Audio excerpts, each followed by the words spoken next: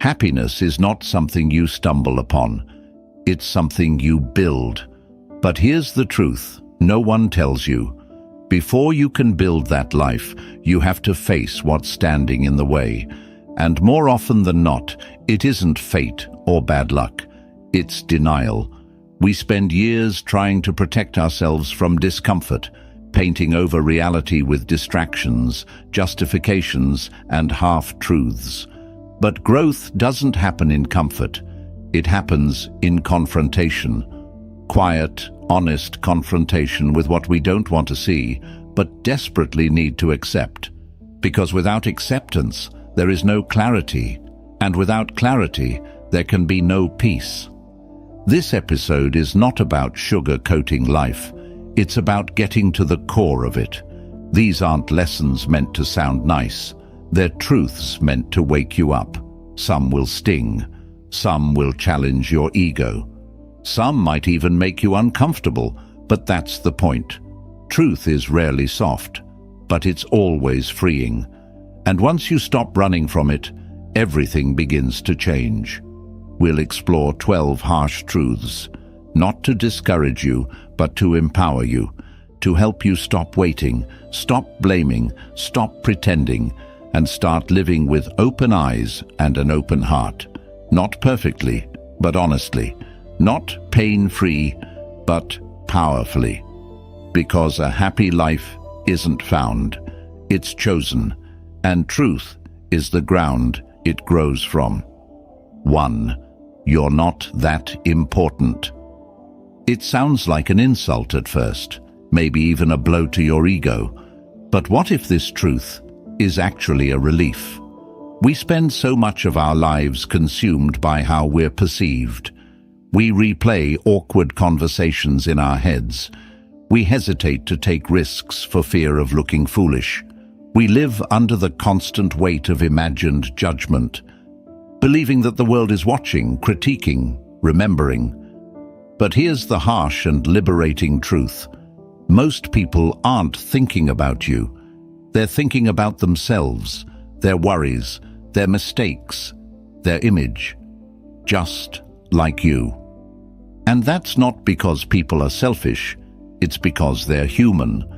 We are each the main character in our own minds, navigating a world that feels deeply personal, but is, in truth, largely indifferent. And once you realize this, something powerful happens. You're free. Free from the illusion of constant surveillance.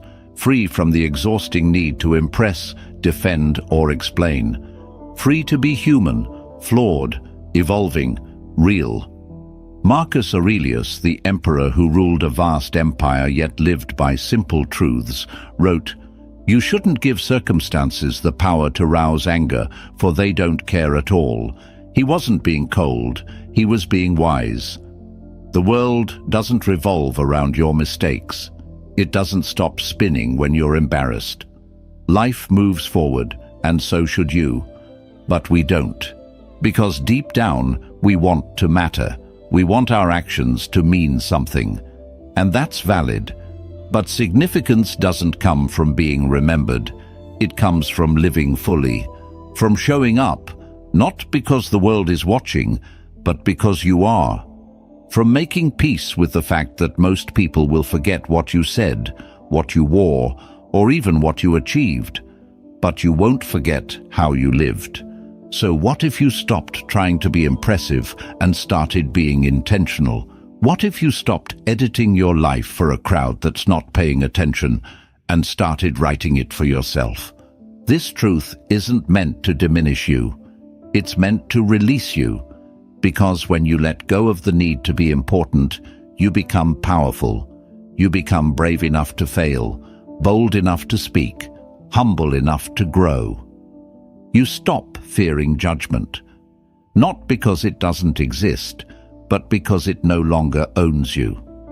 Ask yourself, how much of your energy goes toward trying to control how others see you? What would your life look like if you redirected that energy inward into becoming someone you respect, regardless of whether others notice? Because here's what matters most. Not that everyone remembers your name, but that you never forget who you are. 2. Not everyone is going to like you. Have you ever twisted yourself into someone else's shape just to be accepted? It starts quietly. Maybe you laugh at a joke you don't find funny. Maybe you stay quiet when something doesn't feel right. Maybe you say yes when your entire body wants to scream no, and at first, it feels harmless. You tell yourself you're being kind, agreeable, understanding, but over time the cost becomes clear. You're betraying yourself in exchange for approval that doesn't last. The truth is hard but necessary. Not everyone is going to like you, no matter how kind, thoughtful, generous, or careful you are. There will always be someone who misunderstands, criticizes, or rejects you. And that's not a flaw in you, it's a fact of life. Because people aren't reacting to your essence. They're reacting to their own lens, their own fears, their own stories. And you were never born to manage all of that. Epictetus put it bluntly, if you want to improve, be content to be thought foolish and stupid. If your growth, your truth, your peace threatens someone else's comfort, they may resist it. They may even resist you. But growth means accepting that. It means being okay with not being everyone's favorite, because you're finally becoming your own. Nietzsche echoed the same truth in different words. The individual has always had to struggle to keep from being overwhelmed by the tribe. There's always a pull, a subtle pressure to conform, to belong, to avoid standing out. But the price of universal approval is often invisibility. You start to disappear behind the expectations of others and call it connection. But that's not love. That's performance. So what's the alternative? Radical honesty. Not the kind that seeks to offend, but the kind that refuses to shrink. The kind that says, I'd rather be disliked for being real than praised for being fake. And that shift. That's where real confidence is born, not from being liked, but from being seen exactly as you are and knowing that's enough.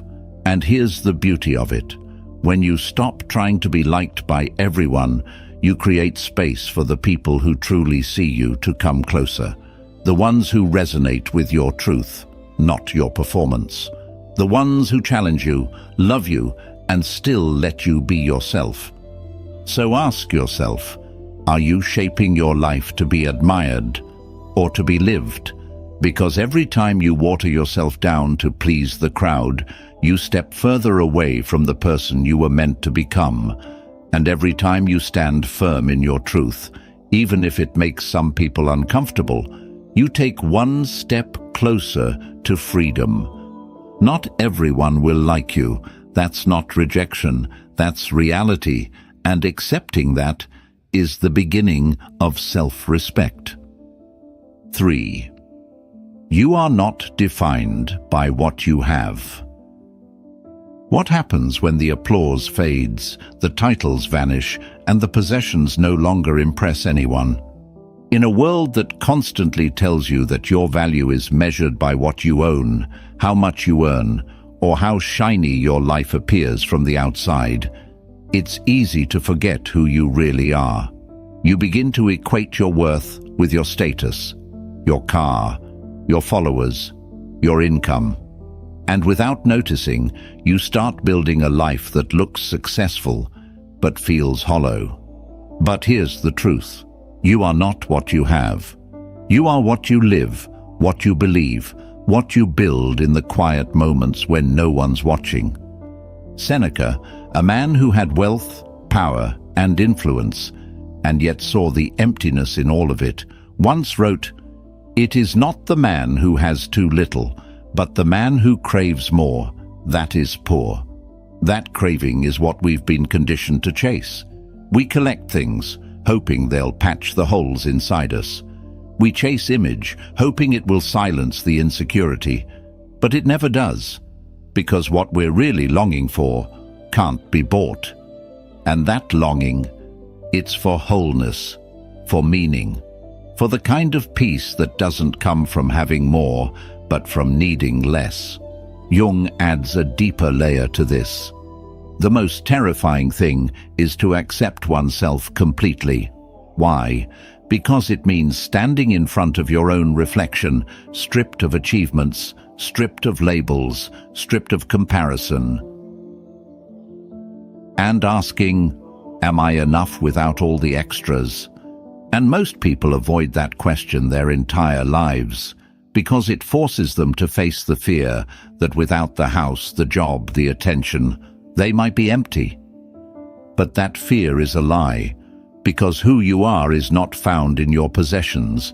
It's found in your principles, in your integrity, in the way you treat people when there's nothing to gain, in how you speak to yourself when no one else is listening, in the way you show up when life gets hard, not for applause, but because it's the right thing to do.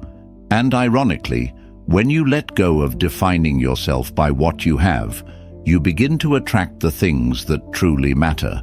Respect, real connection, inner peace, not because you're chasing them, but because you're living in alignment. Think about it. What would your life look like if you no longer needed to impress anyone? If you no longer felt ashamed for not having what others have? If you stopped asking, how much is enough? And started asking, what's worth my energy, my time, my life?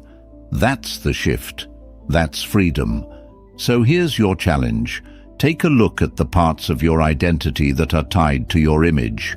Are they truly you, or just armor? What would it feel like to put some of that armor down, to stop performing and start being?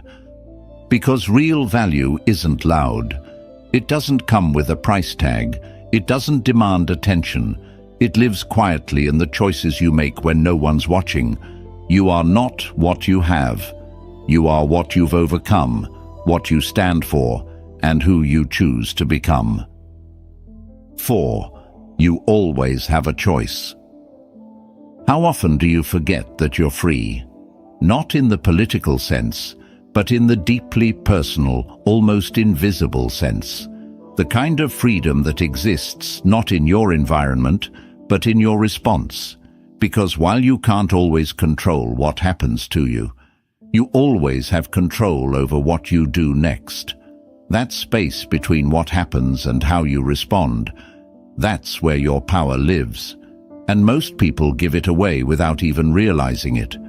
It's easy to feel powerless when life gets heavy, when plans fall apart, when someone leaves, when things feel unfair. And in those moments, your mind starts whispering the same lie over and over. I have no choice. But that's not truth. That's fear, dressed up as logic. Because you always have a choice. Not over everything, but over something. Your words, your tone, your focus, your next step. Epictetus knew this well. He wrote, "Man is not worried by real problems so much as by his imagined anxieties about real problems." In other words, it's not just the hardship that breaks us, it's the stories we tell ourselves about the hardship. This shouldn't be happening. This always happens to me. I'll never get out of this. But these are interpretations, not facts. They are choices, choices we often make unconsciously. And the beauty of choice is that it can be reclaimed. In any moment, in any circumstance, even when everything feels like it's falling apart, you can ask, what do I still control? What can I choose right now, no matter how small? Carl Jung offered his own reflection. I am not what happened to me. I am what I choose to become. Read that again. Because that is the difference between being a victim of life and being the author of it. Things will happen that you didn't ask for. You will be hurt in ways you didn't deserve. But what you do with that pain, how you integrate it, how you rise from it, how you transform through it, that part is yours. And here's something most people overlook. Indecision is also a choice. Waiting for life to change before you do. That's a choice. Choosing to remain silent, to hold back, to let fear guide your actions. All choices. And if you're not careful, your life becomes a reflection of what you didn't do. Not because you weren't capable, but because you forgot that you could. But choice doesn't always feel dramatic. Sometimes it's quiet. Sometimes it's simply choosing to breathe before reacting, choosing to speak truth instead of silence, choosing to walk away from what drains you, even if it's familiar. Choosing to show up, not as who you were yesterday, but as who you could be today. So ask yourself, in the situation that's stressing you most right now, what are you pretending you don't have a choice about? And what would change if you reclaimed that choice? Not all of it, just the first step. Because freedom doesn't always look like escape. Sometimes it looks like responsibility, like presence, like the quiet power of saying, I can't change the world, but I can change this. 5. Your feelings are caused by your thoughts. What if your pain wasn't caused by reality, but by your interpretation of it? It's a difficult truth to face, because when we're hurt, we want something external to blame. The rude comment, the missed opportunity, the breakup, the failure. We tell ourselves, this is why I feel this way. But if you dig deeper, you'll find that the emotion wasn't born from the event. It was born from the story you told yourself about the event. That's where everything changes. Marcus Aurelius once said, the soul becomes dyed with the color of its thoughts. You don't see life as it is. You see it through the lens of what you believe. And if that lens is cloudy with fear, insecurity, or resentment, then every experience becomes distorted. You're not feeling what happened. You're feeling what you think it means.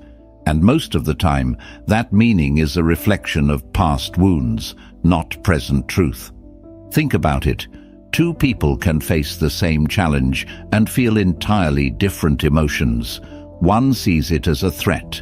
The other sees it as growth. One spirals into anxiety. The other taps into focus. What changed?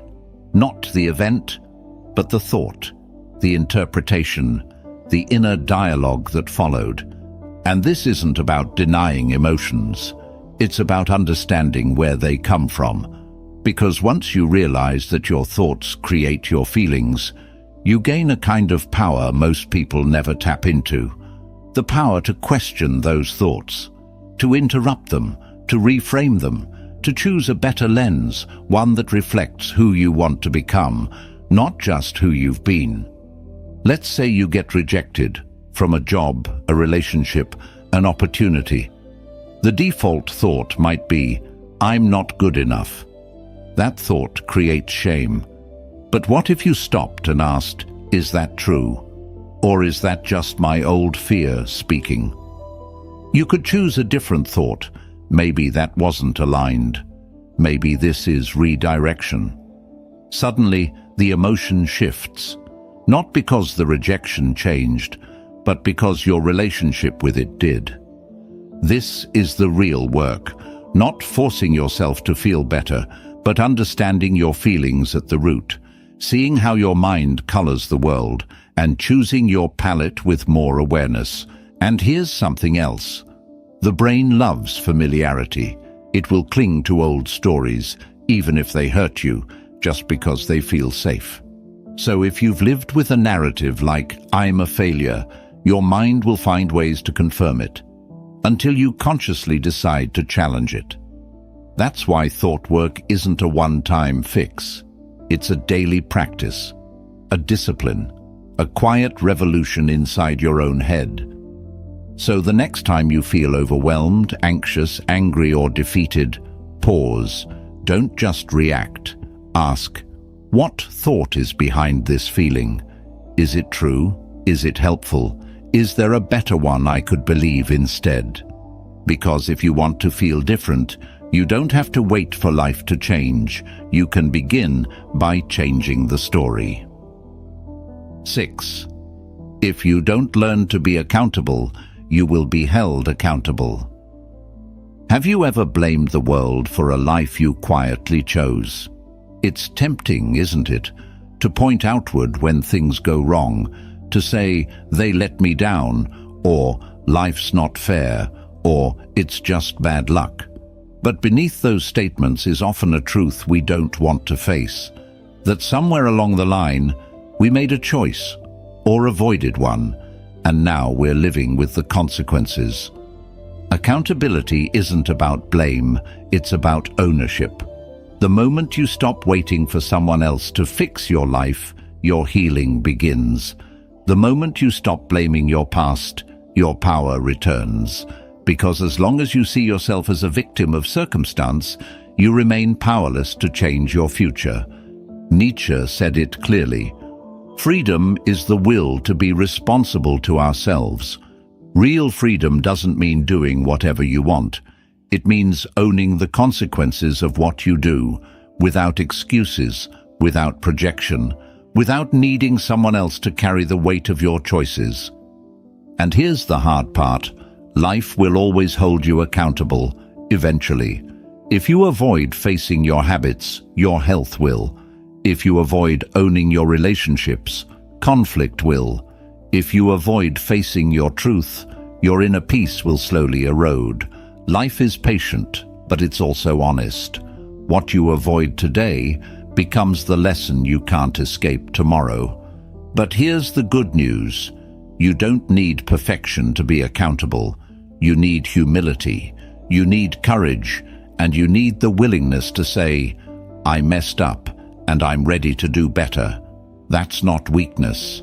That's strength most people never develop, because it's easier to blame than to build. But nothing grows in blame. Growth requires light, and that light comes from truth. So ask yourself, what area of your life feels out of control right now? Your finances, your health, your relationships, your self-worth. Then ask, without judgment, how am I contributing to this? What have I been avoiding? What's one thing I can start doing differently today? Accountability doesn't mean self-punishment. It means self-leadership. It's saying, I may not have created all of this, but I'm the only one who can choose what happens next. And once you embrace that, your life starts to shift. Not all at once, not magically, but with every honest choice, every small step, every time you stop running from the mirror and face it instead. Because if you don't choose to be accountable, life will choose for you. 7. People want you to do well, but not better than them. Have you ever noticed how some people cheer for you, only until you start to outgrow them? Support at first feels unconditional. Friends clap for your small wins. Family smiles when you take the first step towards something new.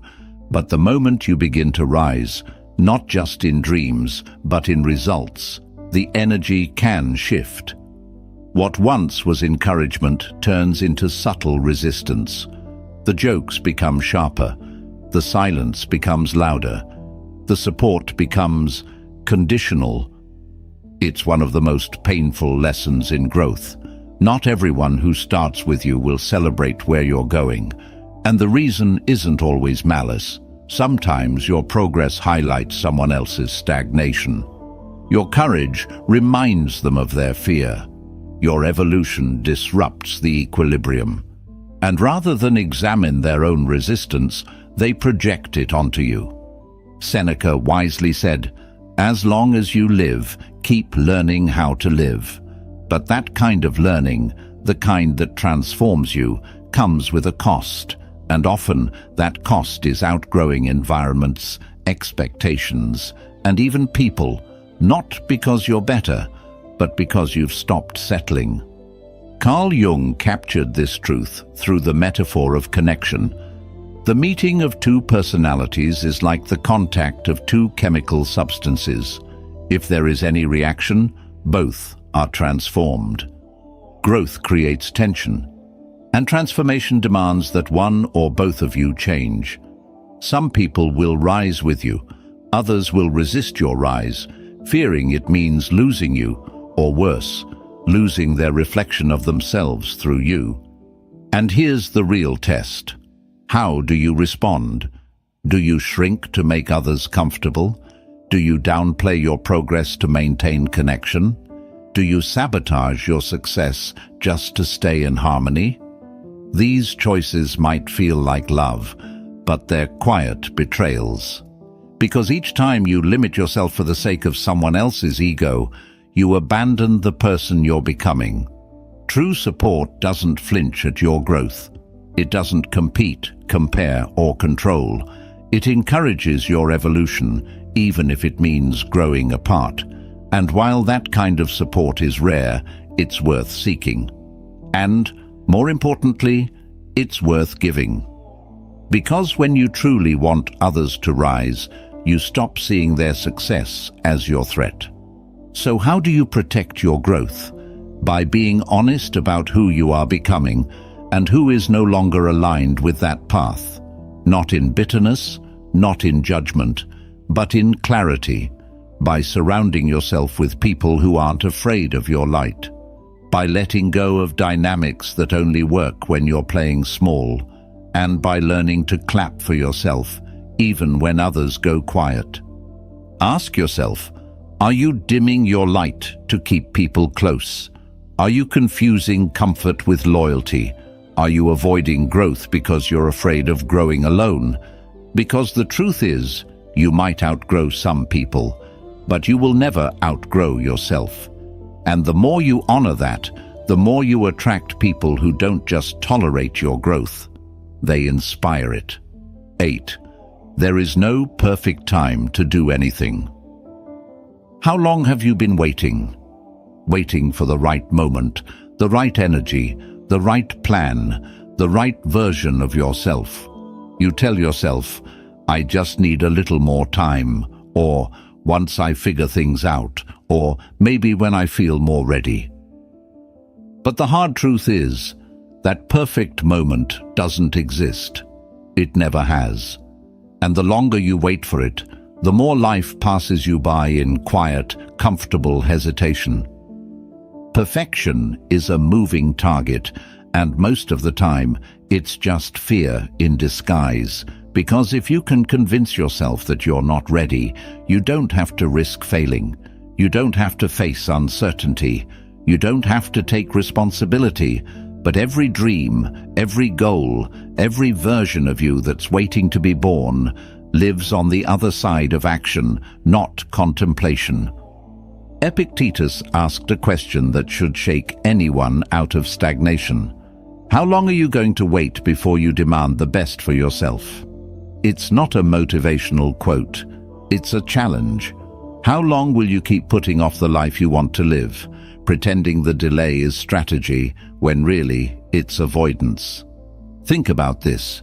The version of you that will feel completely ready to start that business, write that book, have that conversation, change that habit, doesn't exist.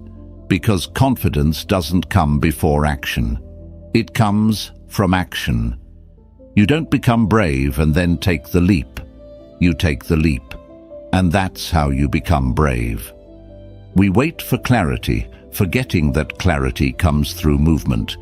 We wait for signs, not realizing the act of starting often is the sign.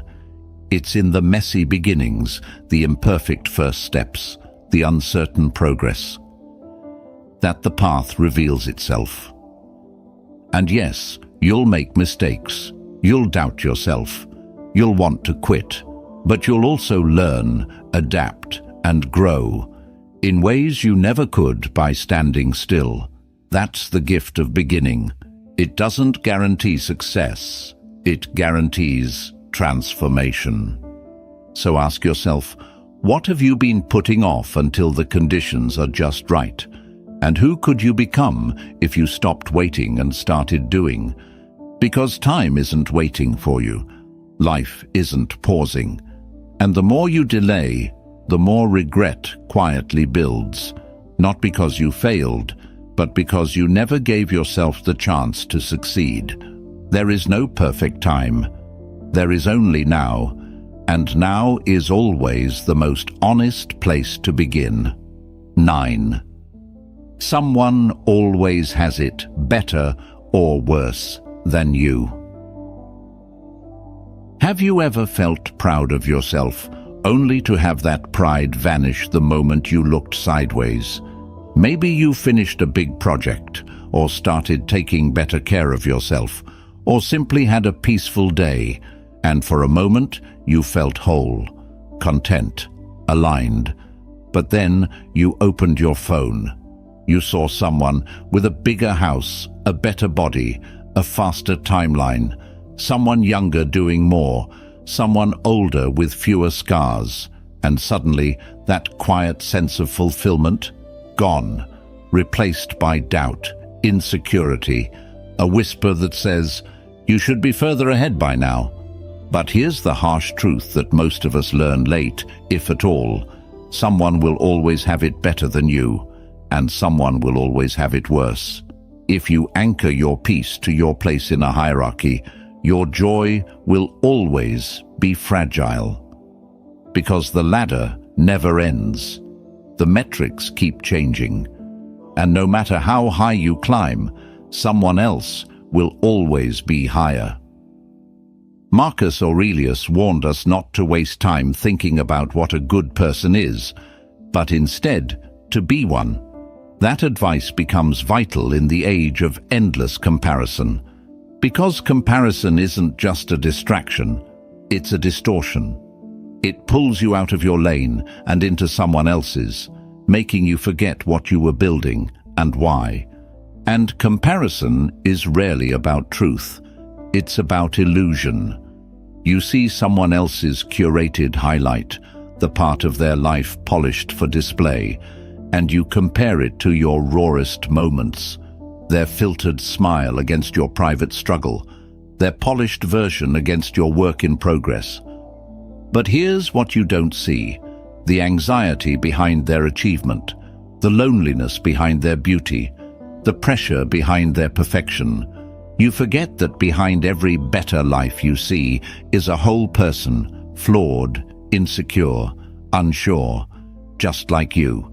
And when it comes to those who have it worse, the truth is, using someone else's suffering to justify your own comfort is just another way of avoiding self-honesty. Yes, gratitude matters. Yes, perspective is powerful. But your pain doesn't need to be compared to anyone else's to be valid. You don't need to be at rock bottom to deserve growth, and you don't need to be at the top to deserve rest. So what's the alternative? Start measuring your life against you, not who you wish you were, but who you were. Are you more patient than you were a year ago? More disciplined than you were last month? More honest than you were yesterday? That's progress. That's growth. That's the only comparison that creates peace instead of destroying it. Ask yourself, when was the last time I looked at my own life with appreciation, not judgment? When was the last time I saw myself clearly without the filter of someone else's success? Because comparison will always exist, but its power over you, that's optional. The moment you stop trying to keep up, you start catching up to your own potential. You don't need to be better than anyone. You just need to be deeply, unapologetically yourself, and that is always enough. 10. Fear will keep you from living. What would your life look like if fear had never interrupted it? Think about it. All the things you didn't say, the paths you didn't take, the dreams you kept tucked in the back of your mind, not because they weren't possible, but because you were afraid. Afraid to fail, afraid to look foolish, afraid to lose something safe in the pursuit of something uncertain. But here's the truth that most people run from. Fear doesn't stop bad things from happening. It just stops you from living. Seneca said it with piercing clarity. We suffer more often in imagination than in reality, and it's true. Fear creates movies in your mind, vivid, convincing, full of disaster. And while you sit in the theater of those what-ifs, real life passes by outside the door. You miss the moments, you delay the growth, you shrink yourself until you fit inside a version of life that feels safe, but slowly suffocates your potential. But fear, when faced, transforms. Because fear is often not a warning, it's a signal. It points toward what matters. You're not afraid of things that don't touch something deep in you. If you fear being seen, it's likely because you deeply want to be known. If you fear failure, it's because success actually means something to you. Fear doesn't lie, but it doesn't always tell the whole truth either. And unless you challenge it, it becomes your compass. Nietzsche offered a different way forward. He who has a why to live can bear almost any how. And maybe that's the secret. Fear loses its grip when you remember your why. When the purpose becomes louder than the panic. When your vision becomes clearer than your hesitation. Because courage is not the absence of fear, it's acting despite it. It's walking forward with your knees shaking and your heart pounding, because staying stuck is no longer an option. So how do you begin? You start small. You do the thing that scares you, even if you stumble. You speak up, even if your voice trembles. You make the call, write the message, take the first step, even if your hands are cold with doubt. Because with every action you prove to yourself that fear is not fatal. That failure won't destroy you. That discomfort won't last forever. But regret lingers. And this is what most people don't realize. The more you obey fear, the stronger it becomes. It grows each time you let it dictate your choices. But the moment you stop running from it, the moment you stare it down, it begins to shrink. Slowly, quietly, consistently. So ask yourself, what part of my life has been quietly ruled by fear? What have I avoided, postponed, or hidden from? Not because I couldn't do it, but because I was afraid to try. And then ask, what would my life look like if I stopped waiting for fear to go away and started moving anyway? Because fear may always walk beside you, but it doesn't get to drive. Not anymore. 11. Your expectations are what cause disappointment. How much pain in your life has come not from what actually happened, but from what you thought should have happened? We all carry a silent script, an idea of how things are supposed to go, how people are supposed to treat us, how our plans are supposed to unfold. And when reality doesn't follow that script, we suffer, not because life failed us, but because we projected an illusion onto it, and then called that illusion truth. Disappointment doesn't come from the world. It comes from your expectations of it. When someone doesn't meet your standards, when a goal takes longer than you hoped, when a relationship ends before you were ready, it feels like betrayal. But often, what's really happening is a misalignment between what is and what you demanded it to be. Epictetus put it clearly. It's not what happens to you, but how you react to it that matters. And reaction is deeply shaped by expectation. If you expect life to be fair, you'll feel bitterness. If you expect people to never let you down, you'll feel abandoned. If you expect every effort to bring instant success, you'll feel defeated. But if you expect reality to be real, messy, unpredictable, human, then you create space for compassion, for adjustment, for growth. Expectations often come disguised as hope, but they are not the same. Hope is flexible. Expectation is rigid. Hope says, I'd love for this to happen, but I'll adapt if it doesn't. Expectation says, this must happen, or else. And the or else is often pain, resentment, blame, and disillusionment. So how do you break free? By replacing expectation with intention, by showing up fully, doing your best, giving your all, and releasing the need to control the outcome. It's not about becoming passive, it's about becoming peaceful. You can aim high without demanding that the world conform to your plan. You can love people without needing them to behave exactly as you want. You can dream boldly while accepting that the road may twist in ways you didn't anticipate. This is the Stoic way, to act with discipline and virtue, and then let go. Not to stop caring, but to stop clinging. So ask yourself, where am I holding on too tightly? Where have I confused hope with entitlement? Where am I suffering, not because of what is, but because of what I expected it to be? When you release the need for life to obey your rules, you don't lose power. You gain peace. You begin to see clearly. You begin to respond instead of react. And in that space, life becomes softer, more spacious, more alive, because the less you expect, the more you can truly experience. 12. You live the life you create for yourself.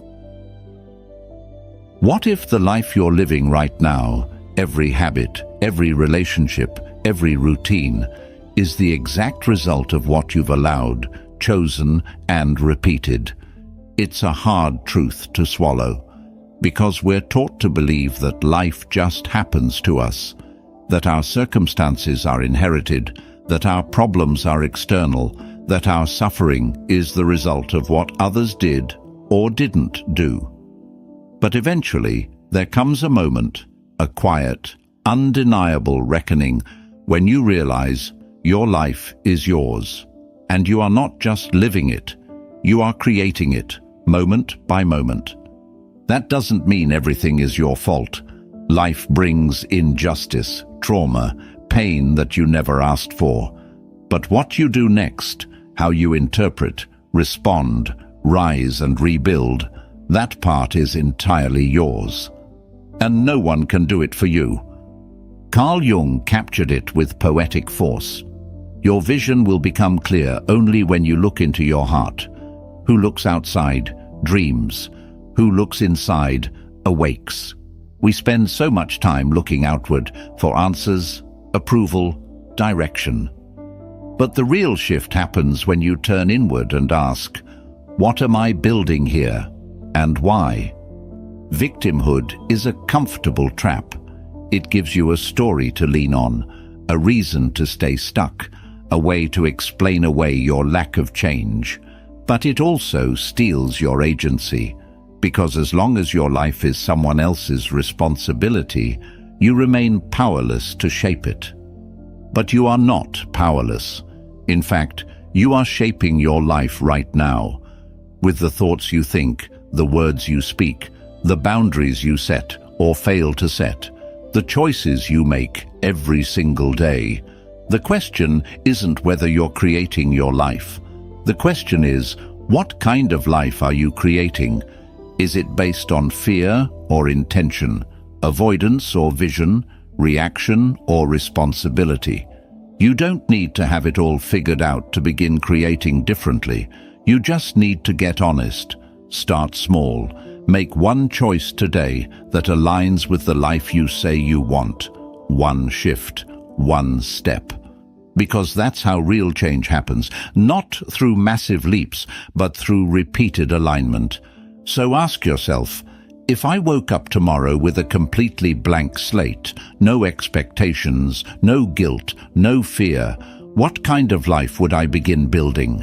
And what's stopping me from starting today? You're not stuck. You're just repeating. And once you realize that, you can choose differently. You can shape a life that reflects your values. You can let go of the roles that no longer fit. You can say no to what drains you and yes to what lights you up. You can stop dreaming of a better life and start creating one from the inside out. Because at the end of the day, your life is not something you find, it's something you build, and it begins, always, with a choice.